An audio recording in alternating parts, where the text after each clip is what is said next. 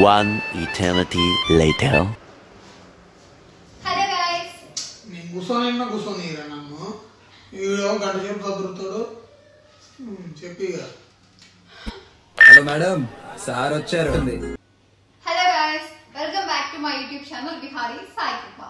చాలా డేస్ కాదు, చాలా మంత్స్ తర్వాత వీడియో అప్లోడ్ చేస్తున్నాను. సో ఇప్పటి నుంచి కపుల్ వీడియోస్ రాబోతున్నాయి అన్నమాట మీకు. Is my husband mister Rajesh Reddy. Hi అందరికి. సో నా వీడియోస్ తెలియని వాళ్ళు నా గురించి చెప్పాలి అంటే నా గురించి నేను ఇంట్రొడ్యూస్ చేసుకుందాం అనుకుంటున్నాను. నేను సాయి కృపారెడ్డి. మీకు ఇన్స్టాగ్రామ్ లో సాయి కృపారెడ్డి 13 అని ఉంటుంది. నేను యాక్టర్ని. 3 సీరియల్స్ లో యాక్ట్ చేశాను and number of web series లో యాక్ట్ చేశాను, షార్ట్ ఫిల్మ్స్ లో యాక్ట్ చేశాను, చాలా ప్రమోషన్స్ చేశాను, యాడ్స్ చేశాను. సో ఇన్ కేస్ మీకు నా గురించి తెలియకపోయి ఉంటే యూట్యూబ్ లో ఒకసారి వెళ్ళి సాయి కృపారెడ్డి అని సర్చ్ చేయండి. నా ఇన్స్టాగ్రామ్ సాయి కృపారెడ్డి 13 కదా, అందులో హైలైట్స్ లో చూస్తే మై వర్క్స్ అని ఉంటుంది. అందులో అన్నిట్లో మీకు ఇన్ఫర్మేషన్ ఎందులో యాక్ట్ చేశానో తెలుస్తుంది. So is doing job. So ఏం జాబ్ అనేది మీకు నెక్స్ట్ కొంచెం వీడియో ముందుకు వెళ్ళిన తర్వాత చెప్తాము. ఆల్రెడీ ఇలా చాలా మంది క్వశ్చన్స్ అడిగారు. ఆ క్వశ్చన్ మీకు ఆల్మోస్ట్ ఆన్సర్స్ వచ్చేస్తుంటారు. ఓకేనా, వీడియోలోకి వెళ్ళిపోదాం. కృష్ణ సీరియల్స్ అంటే రీసెంట్ గా గృహలక్ష్మి సీరియల్ జాను క్యారెక్టర్ చేశాను, యాజ్ ఏ సెకండ్ లీడ్ గా చేశాను. జెమిని కన్యాదానంలో చేశాను, జీ తెలుగు నెంబర్ 1 కోడలు సీరియల్ చేశాను. ఇప్పుడు క్వశ్చన్స్ లోకి వెళ్ళిపోదాం. Husband and me salary. So salaries గురించి లైక్ మనీ గురించి మన ఛానల్లో మ్యాక్సిమం డిస్కస్ చేయకపోవచ్చు, మేబీ ఫ్యూచర్లో డిస్కస్ చేయవచ్చు. ప్రజెంట్ ఇప్పుడైతే మేము జస్ట్ ఇప్పుడే స్టార్ట్ చేసాం కదా, సో డిస్కస్ చేయాలని లేదు. కాకపోతే హైదరాబాద్లో హ్యాపీగా బ్రతికే అంత శాలరీ వస్తుంది, ప్లస్ ఈఎంఐస్ కూడా ఏ టెన్షన్ లేకుండా ఈఎంఐస్ కట్టుకొని హ్యాపీగా హైదరాబాద్లో బ్రతికే అంత శాలరీస్ అయితే వస్తున్నాయి ఇద్దరికి. We both are working. Next question వచ్చేసి నేటివ్ ప్లేస్. నాది వచ్చేసి సూర్యాపేట అండి. హైదరాబాద్ లో సెటిల్ అయ్యారు. సూర్యాపేట ఎల్బీ నగర్ లో సెటిల్ అయ్యారు అనమాట. తనది వచ్చేసి కరీంనగర్. నేను కరీంనగర్ అమ్మాయి. తెలంగాణ. ఇద్దరం ప్రాపర్ తెలంగాణ. కాకపోతే స్లాంగ్ కొంచెం ఎందుకో నాకు కొంచెం ప్రాపర్ గా స్లాంగ్ రాదు అని చెప్పి తెలంగాణ అమ్మాయి కాదు అనుకోకండి. ఓకేనా, ప్రాపర్ తెలంగాణ అమ్మాయి. నెక్స్ట్ క్వశ్చన్, మీరు కపుల్ ఛానల్. ఫస్ట్ నేను యాక్చువల్లీ సింగిల్ గా స్టార్ట్ చేశాను కదా ఛానల్. సో తర్వాత ఒక మంత్స్ ఇయర్ గ్యాప్ వచ్చింది, కొంచెం ఇయర్ కన్నా ఎక్కువనే గ్యాప్ వచ్చింది. మళ్ళీ తర్వాత ఆఫ్టర్ మ్యారేజ్ ప్రాపర్ గా లైఫ్ స్టైల్ బ్లాగింగ్ అండ్ కంటిన్యూగా చేద్దాం వీడియోస్ అన్న ప్లాన్ లో మళ్ళీ ఒక 1 వీక్ నుండి షార్ట్స్ అలా పోస్ట్ చేయడం స్టార్ట్ చేసాము. యాక్చువల్లీ గ్యాప్ తర్వాత కపుల్ గా మేము చేసిన ఫస్ట్ బ్లాగ్ అనుకోవచ్చు, లైక్ ఫస్ట్ వీడియో ఇది. ఏజ్ డిఫరెన్స్ అడిగారు, సో చెప్పు.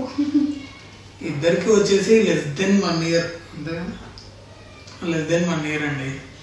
పెద్ద డిఫరెన్స్ ఏం లేదు. 8 months. కరెక్ట్ గా 8 months డిఫరెన్స్ అండి ఇద్దరికి. సో చూడ్డానికి ఒక 2-3 years పెద్దవాళ్ళ ఉన్నారు కదా, ఉంటే కామెంట్ బాక్స్ లో కామెంట్ చేయండి. So next question.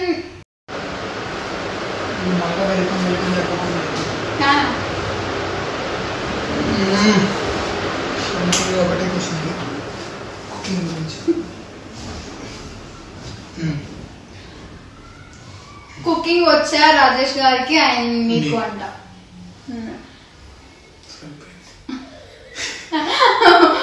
పవర్ పోయింది, జస్ట్ జనరేటర్ ఆన్ అవుతుంది. 1 2 3. 1 2 3.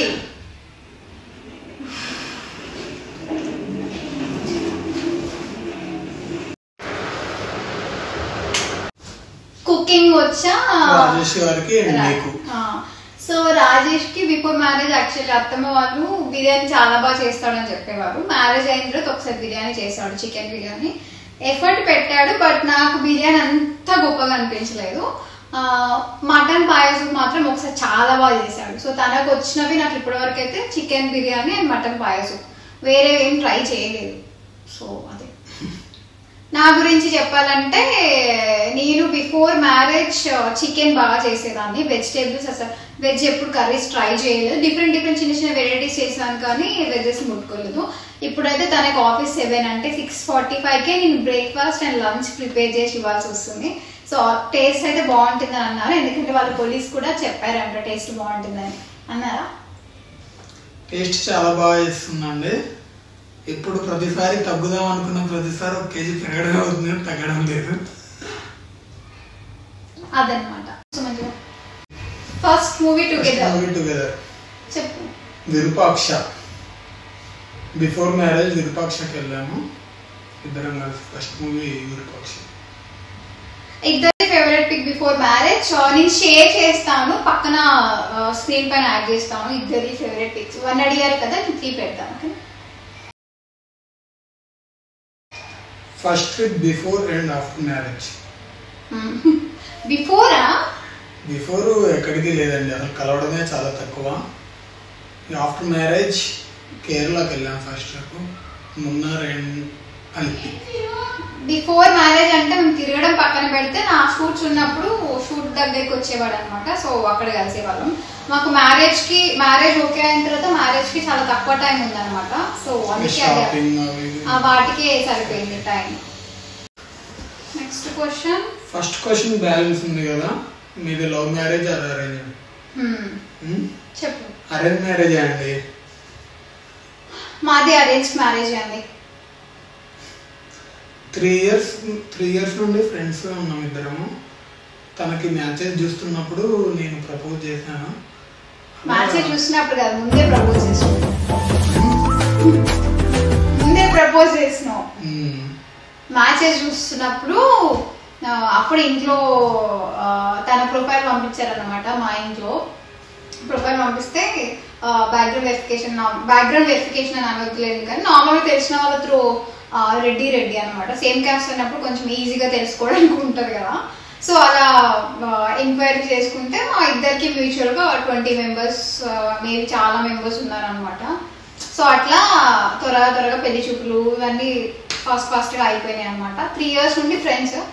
సో చూడడానికి లవ్ మ్యారేజ్ అనుకుంటారు కానీ అరేంజ్ మ్యారేజ్ అండి. ఎందుకంటే 3 years నుండి ఫ్రెండ్స్ గా ఉన్నా మేము 3 years లో ఒక్కసారి కూడా మీట్ అవ్వలేదు. డైరెక్ట్ గా ఒక్కసారి కూడా మీట్ అవ్వలేదు.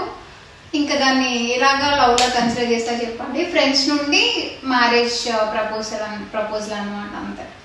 మధ్యలో లవ్ అనట్లేదు. బట్ వన్స్ ఒక్కసారి మ్యారేజ్ ఫిక్స్ చేసుకోవడానికి ముందు మేమిద్దరం మాట్లాడుకుంటాం కదా. సో అప్పుడు మాత్రం ఒకసారి కలుద్దాం అనుకుని కలిసినాము. అప్పటి నుంచి లవ్ లాగా టర్న్ అయిపోయింది అనుకోండి. ఇంకా so arrange come love marriage అనుకోవచ్చు. So we are happy together. Next question.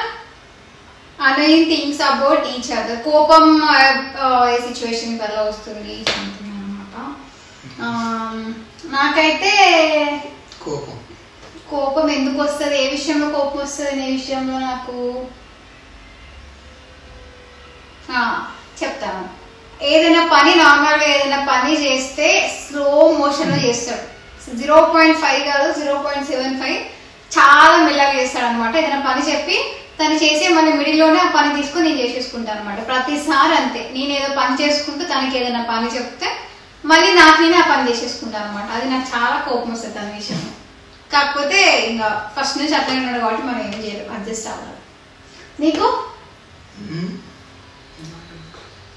చెప్పు.